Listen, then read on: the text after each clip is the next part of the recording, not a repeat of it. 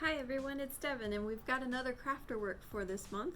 Today we're making these Fox coffee cozies to protect your hands from when you're drinking all your pumpkin spice lattes or teas or anything, or if you just want to show off how cute your cups are. We have the kits available to pick up this week. You have until Friday to pick them up if you reserved one. Otherwise, it is a first come, first serve. They are out by the circulation desk, and you are welcome to call and make sure we still have some.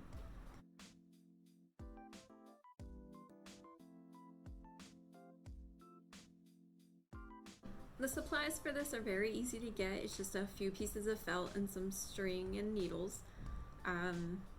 You can change different colors. You could even reverse the colors I've given you and putting the white on the top instead of the bottom, and then having a snow fox to carry it into the winter season. It's just kind of up to how you want your fox to look. So let's go ahead and get started. So the first thing we're going to do is cut out of our pattern pieces. This is easy. You'll just go ahead and cut right along the line. And we're going to need to cut out these triangles from the ears as well. You don't have to worry about the eyes and the nose. It's just kind of a general placement so you know how you might want your fox to look, but you can certainly change those later. You do want to make sure you cut out the triangles from the ears.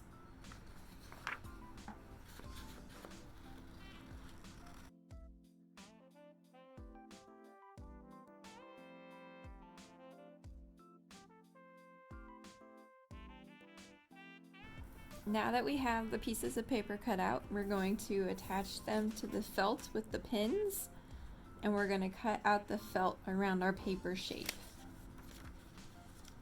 So if you just add a few pins around it, so when you cut, the paper doesn't shift, you'll be able to keep it a more consistent shape around.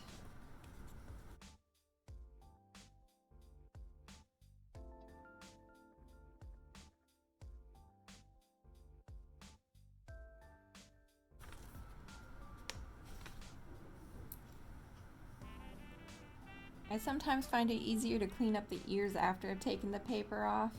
You just want to leave enough around the edges that you'd be able to easily sew. Now we're going to do the same for the bottom piece. So you're just going to take the bottom pattern and pin it on and cut around this outline.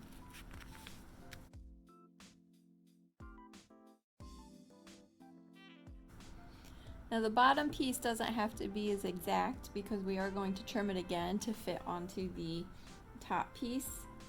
So don't feel bad if it's not as even. As long as it fits in the general area of the top piece, you should be good. Now for the eyes and nose, there's just a little piece of black felt. I've already used this one, you can tell, but I just cut out little circles in the size that I want. You can try to go for the smaller eyes like I had drawn onto the outlines of the fox. I kind of like the bigger design of them, so I'm just going to cut out some circles.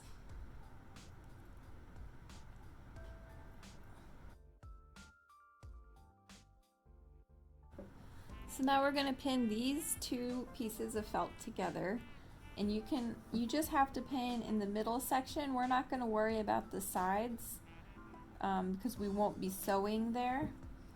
So I'm just going to pin it around the edges of roughly where you think the head is.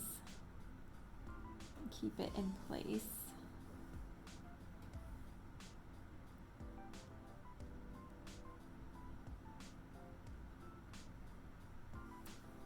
That way it won't move around when you're stitching around. So we're just going to stitch around his little cheeks and around the ears with our orange thread. So for the orange thread, embroidery floss is 6 strands. You really only need 3 strands to keep this together. So this one I already have separated into 3 strands. But if you need to separate yours still, I'll go ahead and pull some out. I'll show you how I separate them. I'm sure there's better techniques out there. This is just how I've always done it.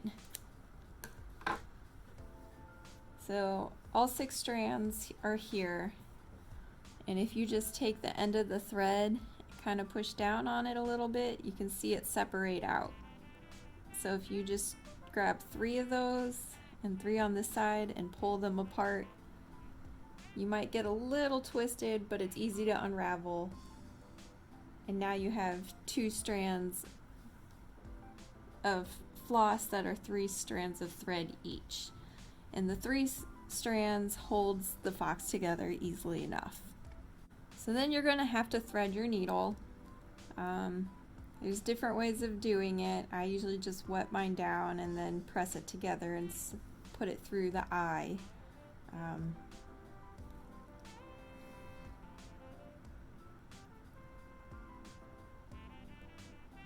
Use whatever way is easiest for you.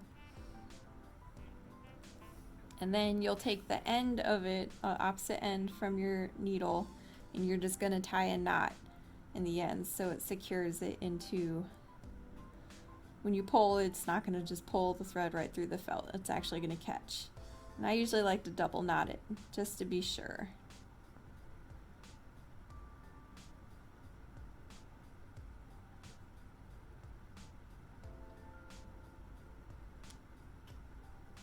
Okay. So to begin, I like to begin with the cheeks because I think it keeps it more secure than if you start with the ears. So if you want to start behind both layers so the knot is hidden. You can even start in between the layers so the knot is hidden in between, so you won't even see the knot on the back side. But I'm just going to go ahead and go from the back of it. I'm just going to start right in the corner. I'm just going to do a simple stitch all the way around to hold it together.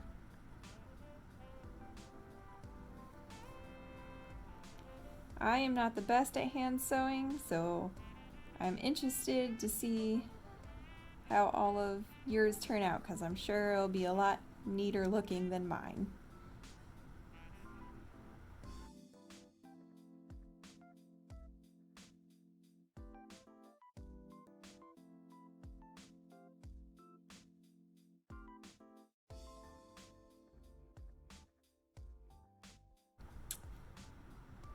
So if you run out of thread, you'll just be able to go to the back, put your needle through a stitch you've already done, and that will create a loop.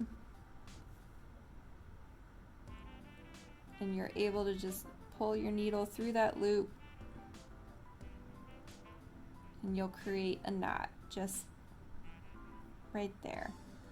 And then you'll just have to rethread your needle and continue on with a new strand.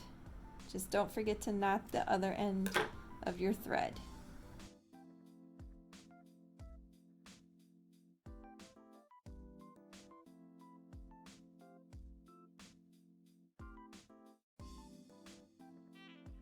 For the ears, we're just going to sew around the insides of the triangles. And the great thing is about felt is that it's kind of stretchy. So if your triangles are a little misshapen like mine, you can kind of pull it with the thread, and that kind of helps it a little more.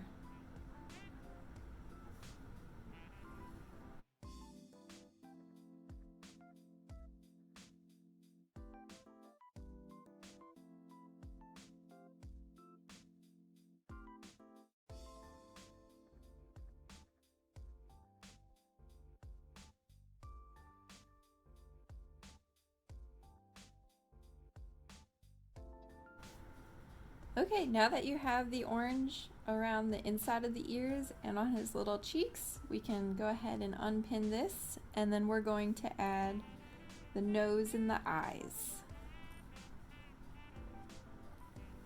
So I went ahead and pinned where I wanted my nose and eyes. I made the eyes a little more almond shaped and the nose a little more round. But you can play around and see how far apart you want the eyes and to be, or how far down near the nose. This one I've decided to put a little farther up than my previous one, but both are very cute. It's just gonna give me a little more variety in my foxes. So after you pin these down, you're just gonna need to thread your needle with the black instead of the orange. And that way it hides the stitches a little bit more in the black. I'm gonna go ahead and start with the nose, and you're just gonna stitch around the nose. And it really doesn't require a whole lot of stitches to keep them on.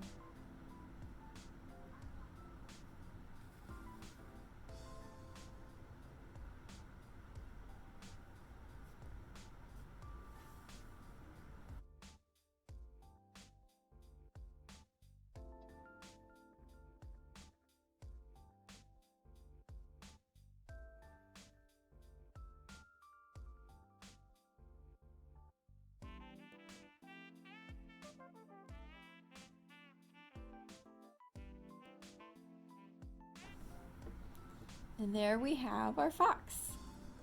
So as I said before, we're now going to trim around so the white is no longer outlining the brown. We want the brown to be the edge. So we'll just trim around. And for the nose, if you cut off a little bit of the tip of his nose, that might be okay, but you can also just go around the black.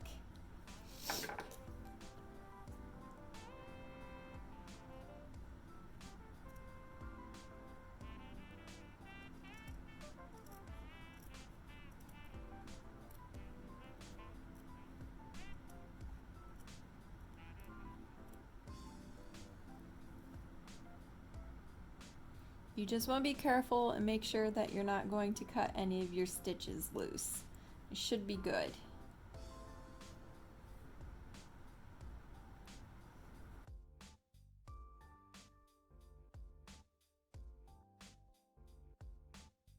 So now you have your fox.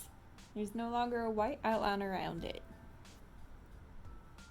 So your next step is to flip him up so the bottom is facing up. And these two pieces of white, we're actually going to trim shorter than the brown, about 1/4 of an inch shorter. So if you just trim these just about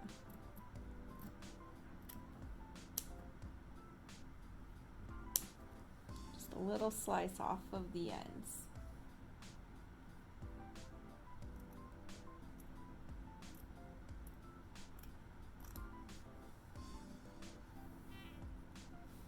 That way when we sew it all together, there's not a big buildup of sewing on the underneath part of it. So now that we have this trimmed, we're going to go ahead and put these together. And you can pin it in place. And if you have a mug around, you might want to make sure this is going to fit over it. The first time I tried, I made it a little too tight and it wouldn't work around any of my mugs. I'm just going to pin it a couple times.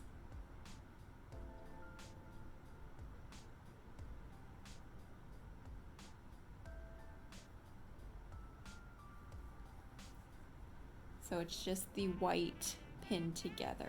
You're going to have the brown flopping on the side. I'm going to go ahead and try and see if this works, and then we'll move on. Okay, so I had to adjust mine a little bit, but now that I have it pinned how I want it, we're just going to sew the edges together.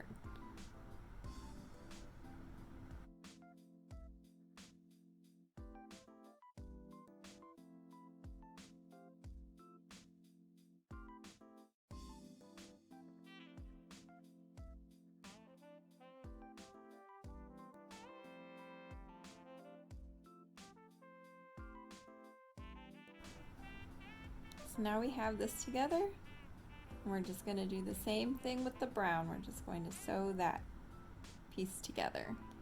Okay, so I went ahead and pinned the brown pieces together. You can sew through the white layer as well, so don't worry about trying to only do the brown layer, you can go ahead and sew with the white layer underneath. And you just want to make sure you're going to hide your knot at the end of your thread. You can do it in between the layers or behind. I find it easiest just to go behind, and then if there's a thread at the end that needs to be trimmed, I'll just trim that off. Then you're just going to sew these two pieces together.